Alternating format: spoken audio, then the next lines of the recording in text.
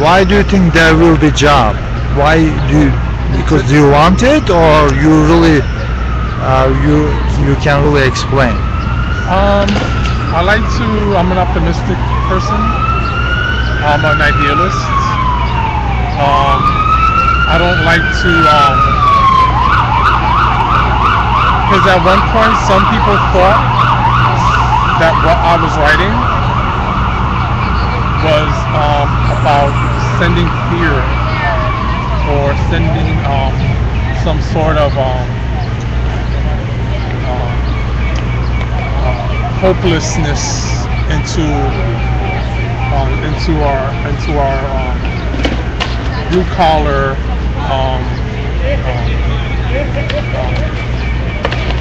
the middle class that we're losing, or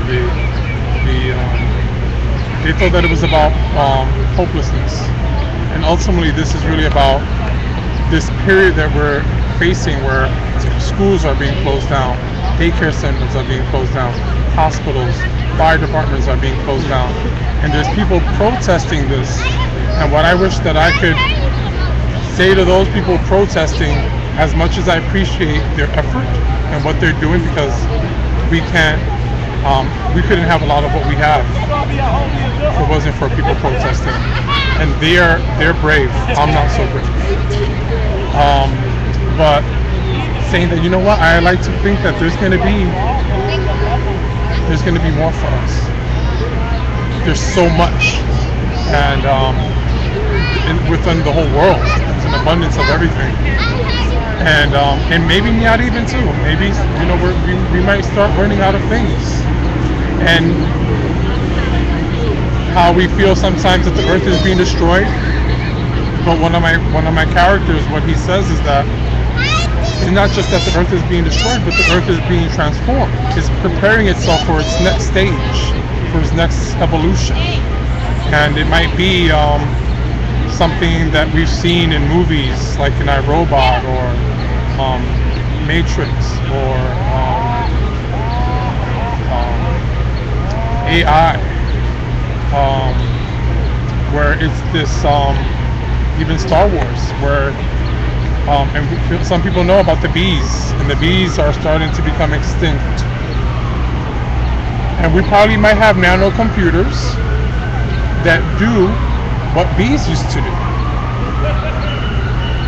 So it's interesting to think that the very thing that might be destroying us is the very thing that will save us. Yeah. Interesting. What about humanity? Well, that's what this is all about. That's all. How is it gonna transform? That's where I got that from. One time I was weird enough, as I was researching this. One day I was jogging on the Brooklyn Bridge, and I saw a plaque on the Brooklyn Bridge, and that plaque said, "This bridge must be both a symbol of technological growth and spiritual recovery." And I was like, that is the essence of my beginning, middle, and end. That the more technology grows, if our spirituality doesn't grow,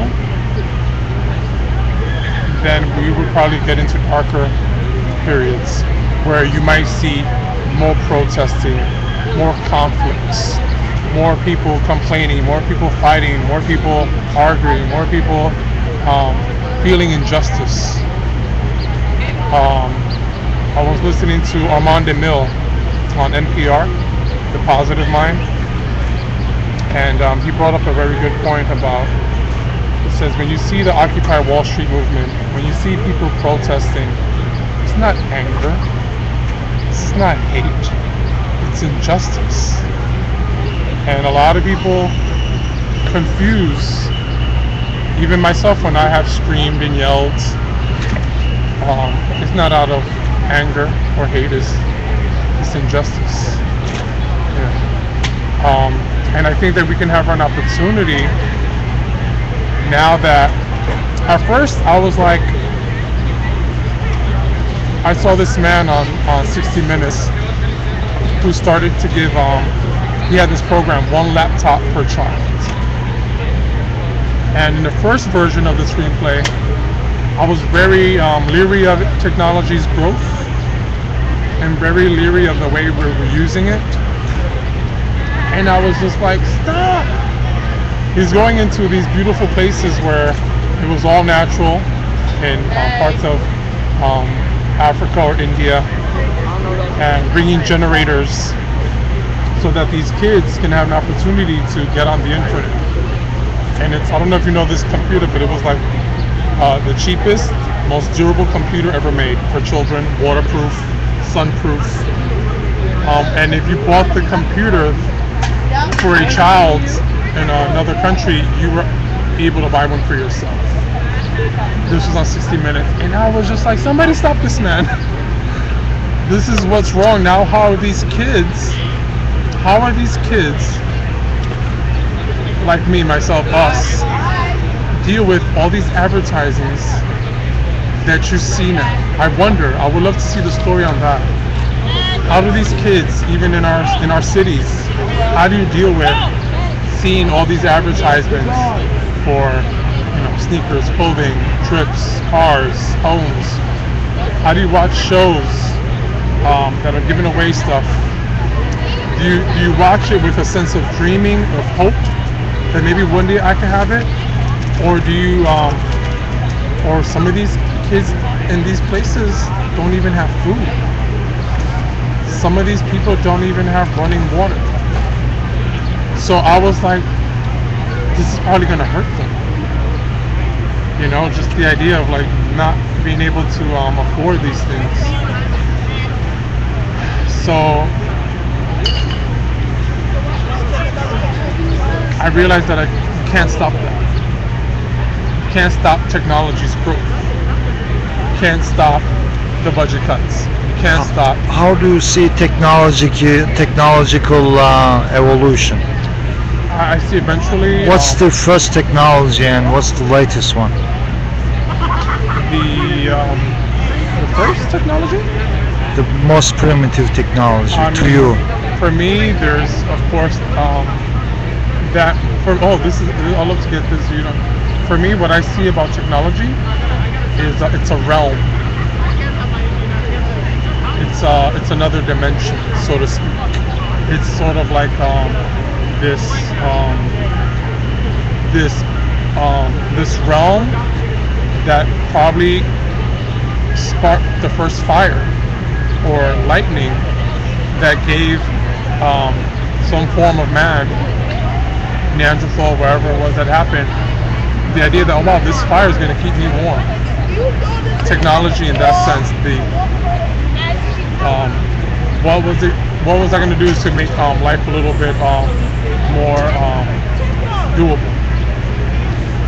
There's the wheel. So first one is, what do you think the first technology was? The first tool, maybe most primitive tool. Of course, the tools of Is it rock, like some monkeys use rock to open up some food, right? Or some stick, they use some stick to get something from inside. It might be an instinct either to hive. It might be an instinct to survive. Probably was the first way that it happened was just survival. Whatever it is we needed to survive. It's either stick or rock, but still it has been used for survival, for food mostly, or maybe for self, for defense or fight. Rock and stick. Right. Thank you. Right. So probably the origin. You know what? I'm learning from you because it's not about me being right or wrong or me knowing. Well, when you write stuff, we better look at the origin and the evolution. I'm totally like, for me, the Luddites. Yeah. I think about what they did 150 years ago when they realized that the assembly line was replacing them. and there was a woman who led that. This mythological woman. We don't know if she existed or not. But supposedly there was a woman that took on all these big, I guess, tyrant, so to speak, of bosses. And they realized that, you know what, they need us. So they went on strike, and some of their demands were being met. So look at the first machine, first tool, Well, there was primitive also tool. what people say about the first calculator, Yeah. and from China with the beads, which I do not know how to use. There's that. Of course, there's I think one of the I think probably the most, and this is, I'm gonna say my own personal opinion. I'll be an asshole and say what I think is probably the most influential piece of technology of our time is the pen and paper. Pen and paper. Paper. And you know what's, and I just realized that right now. It is probably definitely the most influential piece of technology. Do you On paper, we have the Bible. We've had all religions. We've had money. We have records. I mean, everything is all about the paper. And even I was watching something right now on PBS that said that the workforce in the United States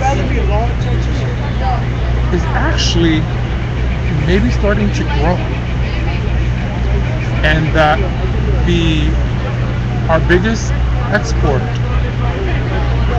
is paper, and we export all this paper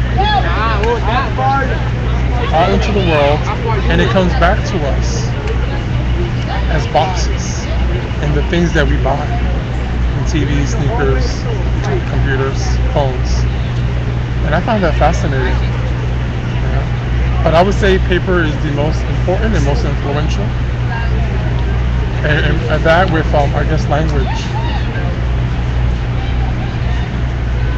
So Luddites try to stop spread of the machinization, right? Luddites are about using it to benefit people. Luddites are about, not using it for selfish reasons. Easy on the porn, easy on the gossip, easy on the nonsense. It's like one of my characters would say, I watch my technological intake the way I watch my carbs. It's like you have people that say, you know what, I'm not going to use the computer over the weekend. Those are Luddites. I love my computer, but I'm not going to use it every single day. I'm going to shut the phone off from this time to that time. I'm going to send some messages of hope and peace today at 11:11 a.m. or at 11:11 p.m. I'm going to get online at 8 o'clock with thousands, maybe 5, maybe 100, maybe 2 people, and meditate. And those are Luddites.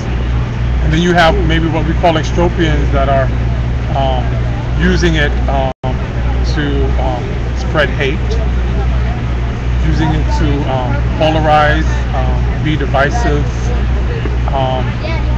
get people to spend more, get people to want more, get people to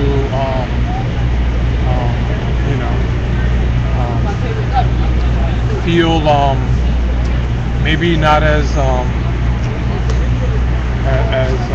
equal as we should be, and even my idea